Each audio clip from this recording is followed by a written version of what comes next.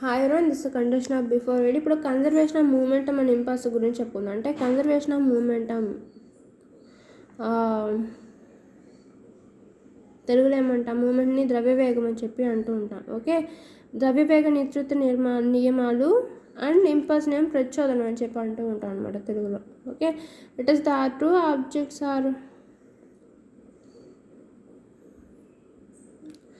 So when the two objects of mass m1 and m2 are travel with the different velocities u and u2 respectively in the same direction along the straight line. ఇక్కడ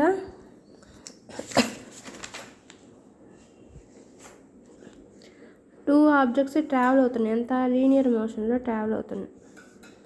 ఒక mass m1 m2 అనుకుంటే initial velocity u1 u2 అవుతుంది.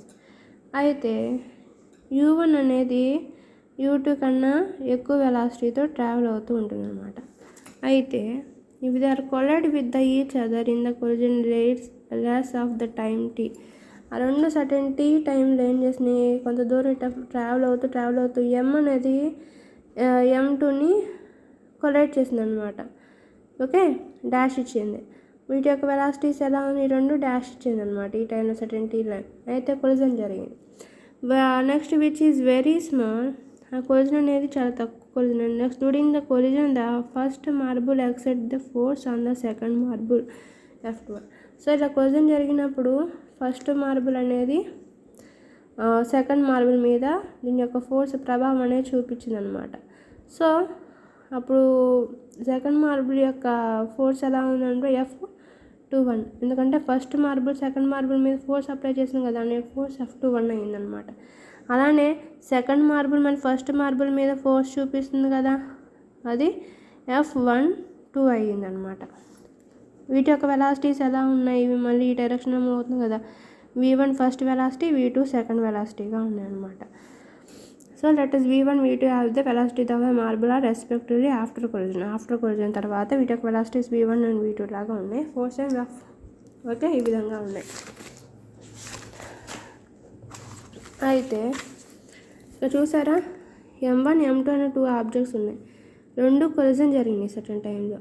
Next collision జరిగిన తర్వాత మళ్ళీ ఇండివిజువల్గా travel అవుతుంది మొదలెట్టి. కానీ F1 2 మీద యాక్ట్ అయ్యే ఫోర్స్ని F21 గాను, m2 ఉన్న మాస్ ఉన్న మార్బుల్ 1 మీద యాక్ట్ చేసే బలాన్ని F12 కానీ మనం ఫోర్సెస్తో కన్సిడర్ చేసుకుందాం. అయితే కన్జర్వేషన్ ఆఫ్ మూమెంటం, ద్రవ్యవేగ నియతృత్వ నియమాలు అంటే ఏంటంటే, whether moment of a marble before and after collision let's know from the table. So ఒక ద్రవ్యవేగ మూమెంటం బేస్ చేసుకుని దాని యొక్క ఒక బాల్ కొలిజన్ జరిగినప్పుడు దాని యొక్క ముందు పరిస్థితి ఎలా ఉంది, వెనక పరిస్థితి ఎలా ఉంది అయితే మనకి టేబుల్ ఫామ్లో మనం ఇప్పుడు తెలుసుకోబోతున్నాం. Marble 1 marble 2 moment of before collision, మూమెంట్ని F=mvగా అంటాం కదా. బిఫోర్ కొలిజన్ m1 u1గా ఉంటే మార్బుల్ 2ది m2 u2గా ఉన్నాయి. అలానే మూమెంటం mv1 ఆఫ్టర్ కొలిజన్ యొక్క మార్బుల్ 1 ఆఫ్టర్ కొలిజన్ అయితే m1 v1 కానీ, అలానే ఆఫ్టర్ కొలిజన్ మార్బుల్ 2కి m2 v2 కానీ ఉన్నాయి. Okay, next change in the momentum, data change final velocity by initial velocity అని మనం ఎలా చెప్పాము, చేంజింగ్ వెలాసిటీ. అలాంటి changing momentum final momentum by initial momentum. First marble యొక్క ఫైనల్ మూమెంటం ఎంత m1 v1, initial momentum m1 u1, అదేగా రాసుకున్నాం. అలాంటి మార్బుల్ యొక్క ఫైనల్ మూమెంటం ఏంటి, ఫైనల్ వెలాసిటీని ఎప్పుడు vతోను, స్మాల్ వెలాసిటీ ఇనీషియల్ వెలాసిటీని uతోను చూస్తాం. సో మార్బుల్ 2 యొక్క ఫైనల్ వెలాసిటీ m2 v2 అయితే ఇనీషియల్ వెలాసిటీ m2 v2. అయితే rate of change of momentum delta p by delta t. So డినామినేటర్లో t వస్తుంది అనమాట, rate of change in momentum by time. Okay, ఈ విధంగా చూసుకుందాం. అయితే మనకి according to Newton's third law of motion the force excepted by the, మనకి ఇప్పుడు ఏం చేయాలి, బాల్ మధ్య ఫోర్స్ని డిఫైన్ చేయాలి. ఓకే, వాటి డాష్ ఇచ్చిన ఘర్షణ కొలిజన్ జరిగింది, వాటి వల్ల రిజల్టెంట్ ఫోర్స్ ఏంటంది, ఫోర్స్ అనేది మనం ఇప్పుడు చేయాలన్నమాట, క్యాల్కులేట్ చేయాలి. According to the Newton's third law of motion the force acted by the first marble and second is equal to the force acted by the second marble and first one. కాబట్టి Newton second law చెప్పినట్లయితే force second one అనేది ఏ విధంగా ఉందో అలానే second one కూడా first one మీద అంతే ఫోర్స్ యాక్ట్ చేసింది అనమాట. సో అలానే ఓకే, ఈ విధంగా మనకి రెండు ఈక్వల్ అండ్ ఆపోజిట్ డైరెక్షన్లో ఉన్నాయి. అయితే ఫోర్స్కి ఫార్ములా ఏంటి?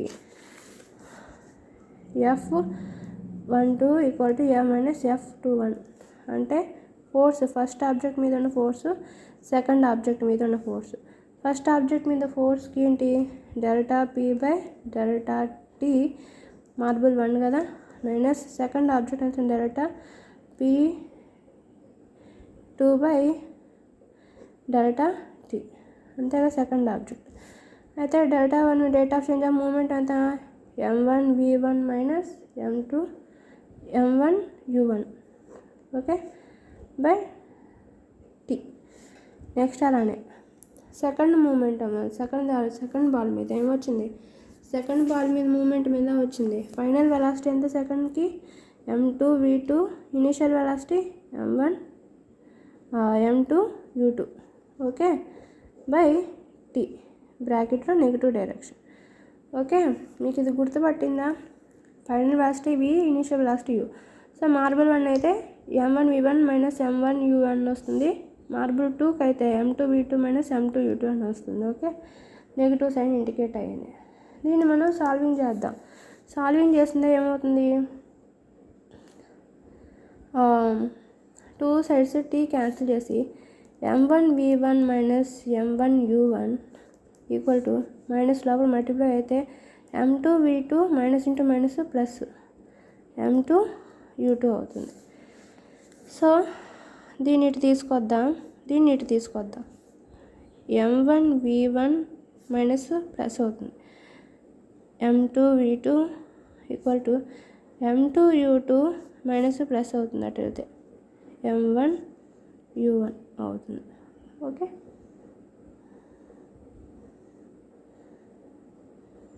సో m1v1 ప్లస్ m2u2 అలానే m1u1 ప్లస్ m2u2గా మనం రాసుకోవచ్చు కదా. m1v1 plus m2v2 m1u1 plus m2u2గా రాసుకోవచ్చు. సో ఇదొక ఈక్వేషన్ అనుకుందాం, పక్కన పెడదాం. ఓకే, అయితే ఇక్కడ ఏం చెప్పాడు? m1u1 plus m2u2 is total movement of the two marbles before collision, and m2v2 m1v1 and m2v2 is the total movement of two marbles in after collision. Okay, ఇది marble 1 marble 2 యొక్క initial momentum, అలానే m1v1 m2v2 final momentum of two marbles. Okay, ఇది after collision అనమాట. So from the above equation we observe that the total momentum is unchanged before and after collision. So from the above equation we observe that the total momentum is unchanged before and after collision. కాబట్టి ఈ రెండు యొక్క momentum two marble యొక్క initial momentum సేమ్గానే ఉంది, అలానే two marble యొక్క second after collision యొక్క momentum బాగానే ఉంది. కాబట్టి ఈ రెండు యొక్క మూమెంటం అనేది బిఫోర్ కొలిజన్ అయినా ఆఫ్టర్ కొలిజన్ అయినా టూ మార్బుల్ యొక్క మూమెంటంలో ఎలాంటి తేడా రాలేదన్నమాట. ఆ రెండు తేడా లేకుండా ఉన్నాయి. వాటి యొక్క మూమెంటంలో బిఫోర్ కొలిజన్ అయినా ఆఫ్టర్ కొలిజన్ వాటి మూమెంట్లో ఎలాంటి తేడా రాలేదన్నమాట టూ మార్బుల్స్కి. అయితే we can say that the momentum is conserved.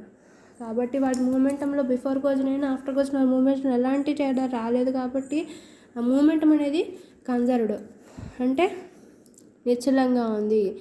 దాన్నే కన్జర్వేషన్ ఆఫ్ మూమెంటం అని చెప్తూ ఉంటాం. ఓకే, బిఫోర్ కొలిజన్ అయినా ఆఫ్టర్ కొలిజన్ వాటి మూమెంటంలో ఎలాంటి తేడా రాకపోతే దాన్ని కన్జర్వేషన్ ఆఫ్ మూమెంటం అని అంటూ ఉంటాం. So law of conservation of momentum states that in the absence of net external force on the system the momentum of the system remains unchanged. Okay, ఎప్పుడైతే laws of conservation of momentum states that laws of ద్రవ్యవేగ నిత్యత నియమం ఏం చెప్తుందంటే that in the absence of net external force on the system, ఒక system మీద net external force అనేది absent అయినప్పుడు, జీరో అయినప్పుడు the momentum of the system remains unchanged. ఆ సిస్టమ్ యొక్క మూమెంటం అనేది ద్రవ్యవేగం అనేలో ఎలాంటి మార్పులు ఉండవు అని చెప్తుంటుంది. ఓకే, నెట్ ఫోర్స్ 0 అయినప్పుడు వాటి యొక్క ద్రవ్యవేగం ఎలాంటి మార్పులు ఉండవు అని చెప్పి laws of conservation of momentum అనేది చెప్తూ ఉంటుంది. Okay, next a system is set to isolated when net external force acting is 0. Okay, net force 0 అయినప్పుడు ఆ సిస్టమ్ని మనం ఏమంటామంటే ఐసోలేటెడ్ సిస్టమ్ అని చెప్పి అంటూ ఉంటాం. So it will be surprising if anybody says that the fall does not hurt, but it sudden stop and the hurts you. It is true. Okay,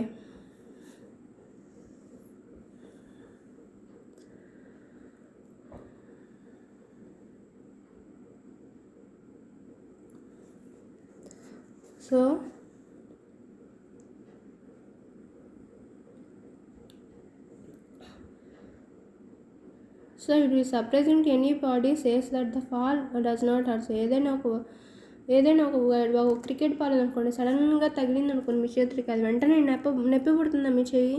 ఖచ్చితంగా నొప్పి పుడుతుంది. అదే బాల్ సడన్గా కాకుండా కొంచెం స్లోగా మీ హ్యాండ్ని టచ్ అయ్యి మీరు కొంచెం దాన్ని వెనక్కి లాగి మళ్ళీ ముందు అనుకోండి, దాని యొక్క స్పీడ్ అనేది కంట్రోల్ అవుతుంది కదా, అవునా? అప్పుడు అది ఎక్కువ బాధపడుతుందా? సడన్గా తగిలింది ఎక్కువ పెడుతుందా? సడన్గా తగిలింది ఎక్కువ బాధపడుతుంది. దాని యొక్క స్పీడ్ని, దాని యొక్క మాస్ని, వెలాసిటీని కంట్రోల్ చేయడానికి ఏం చేస్తాం? వెంటనే క్రికెట్ బాల్ని పట్టుకొని పట్టుకొని కొంచెం వెనక్కి ఇట్లా లాగి అంటే దాని యొక్క స్పీడ్ని తగ్గిస్తాం అనమాట. అప్పుడు మళ్ళీ ముందుకు వేస్తాం. సో స్పీడ్ తగ్గించడం వల్ల అది దాని యొక్క యాక్టివ్ ఫోర్స్ కూడా తగ్గుతూ ఉంటుంది. So when does the pole vaults jumps longer in the mats of the foam. ఇప్పుడు మనకి జిమ్నాస్టిక్స్ చేస్తూ ఉంటారు కదా, సో ఇప్పుడు ఒక పోల్ని పట్టుకొని నెగ్గిరి దూకే వాళ్ళు ఇసుక నేల మీద దూకుతారా, లేకపోతే మెత్తటి బెడ్ మీద దూకుతారా, లేకపోతే బాగా గరుకు నేల మీద దూకుతారా?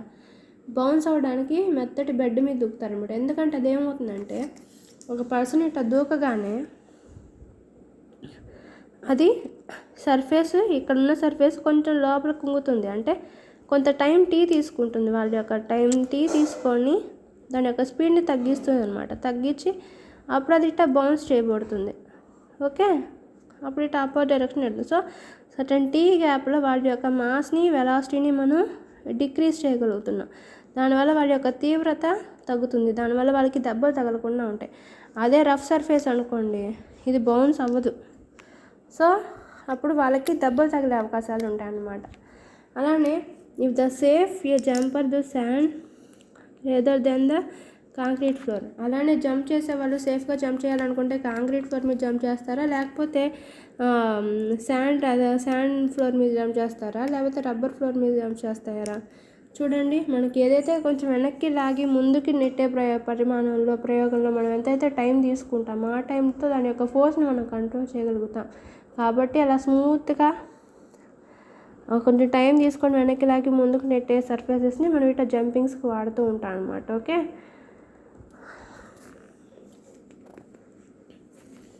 సో దానివల్ల అది హై జంప్ చేసే వాళ్ళకి నొప్పి తగలకుండా ఉంటుంది. నెక్స్ట్ అలానే a software and more crushing landing surface provide the greater stopping distance. So soft and more cushioned land surface provide the greater stopping distances. కాబట్టి సాఫ్ట్గా ఉన్న ఫ్లోర్ కానీ కుషన్ ఫ్లోర్ కానీ అవి ఏమవుతుంటే ఎక్కువగా స్టాప్ చేసే కెపాసిటీ ఉంటుంది అనమాట. ఎందుకంటే కుషన్ పుష్ అవుతాయి కదా లోపలికి, కాబట్టి ఎక్కువ డిస్టెన్స్ని తీసుకుంటాయి లోపలికి సింక్ అవ్వడానికి. కాబట్టి వాటి యొక్క స్పీడ్ని తొందరగా ఆపుతాయి అనమాట. So because the long time take it to stop, కాబట్టి అవి స్టాప్ చేయడానికి కొంచెం ఎక్కువ టైం తీసుకుంటాయి. So that's why the fielder pulls back his hands while catching the first moving cricket ball. So కాబట్టి in this situation the fielder is try to increase the time to decrease the velocity. కాబట్టి దాని యొక్క వెలాసిటీని decrease చేయాలంటే మనం time పెంచుకోవాలి. So time పెంచుకోవాలంటే దాన్ని వెనక్కి push చేసే ఆబ్జెక్ట్స్ని మనం యూజ్ చేసుకోవాలి. క్రికెట్ బాల్ క్యాచ్ చేసినట్లయితే మన హ్యాండ్ని వెనక్కి పుష్ చేసినట్లయితే బాల్ యొక్క వెలాసిటీని మనం తగ్గించవచ్చు. అలానే కుషన్ సర్ఫేస్ మీద కానీ, స్మూత్ సర్ఫేస్ మీద కానీ, సాఫ్ట్ సర్ఫేస్ మీద కానీ జంప్ చేసినట్లయితే అవి తిరిగి లోపలికి దిగి మళ్ళీ పైకి బౌన్స్ అయ్యడానికి టైం తీసుకుంటాయి. సో అది గ్రేటర్గా వెలాసిటీని ఆపుతాయి అన్నమాట. So the rate of change of momentum will be less, so the force of impact of a ball on your hands will be reduced. So ఈ మూమెంట్ని కన్సిడర్ చేయాలంటే, తగ్గించాలంటే, మాస్ అండ్ వెలాసిటీని తగ్గించాలంటే మనం దాని మీద నెట్ టైం అనేది ఇంక్రీజ్ చేయాలి. దాన్ని తీసుకునే ఫోర్స్ యొక్క టైంని మనం ఫోర్స్ అప్లై చేసి దాని టైంని ఇంక్రీజ్ చేయాలి. So the rate of change of momentum will be less, so the force of impact of a ball on hand will be reduced. So momentum పెంచాలంటే మనం ఫోర్స్ తగ్గించాలి. అలానే the express the second law of motion, force కనుక పెరిగిందంటే దాని యొక్క body యొక్క momentum అనేది ఎలా చెప్పాలంటే, order to minimise the net force we have to maximise the stopping time. So మన నెట్ ఫోర్స్ అయితే ఎంత టైం అయితే ఎక్కువ పెంచి మనం ఫోర్స్తో అప్లై చేసి దాన్ని వెనక్కి టైం తీసుకుంటామో ఆ టైం పెంచుతున్న కొద్దీ ఆ బాడీ యొక్క మూమెంటం అనేది తగ్గుతూ ఉంటుందన్నమాట. ఓకే,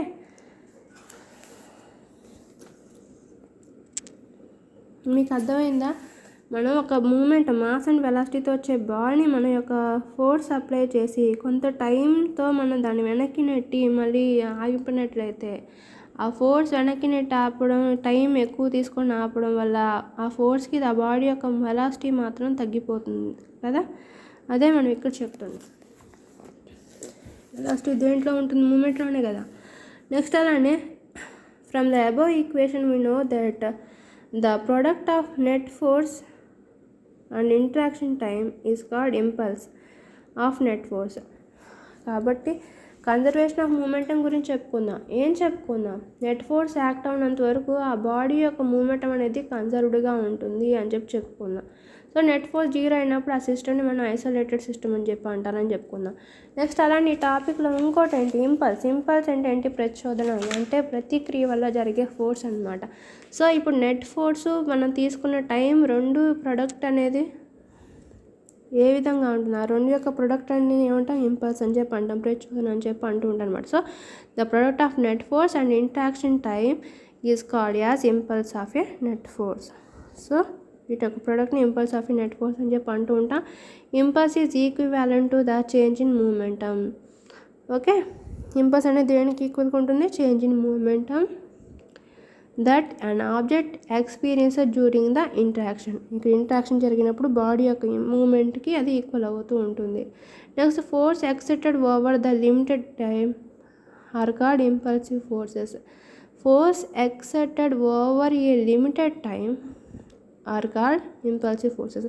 లిమిటెడ్ టైంను కూడా దాటి ఫోర్స్ కనుక వీటి మీద ప్రభావం చూపినట్లయితే దాన్ని ఇంపల్సివ్ ఫోర్సెస్ అని అంటాం, ప్రచోదన బలాలు అని అంటున్నాం తెలుగులో. Next often then that the effect is appreciable even through its duration is short. That the observe the following activity.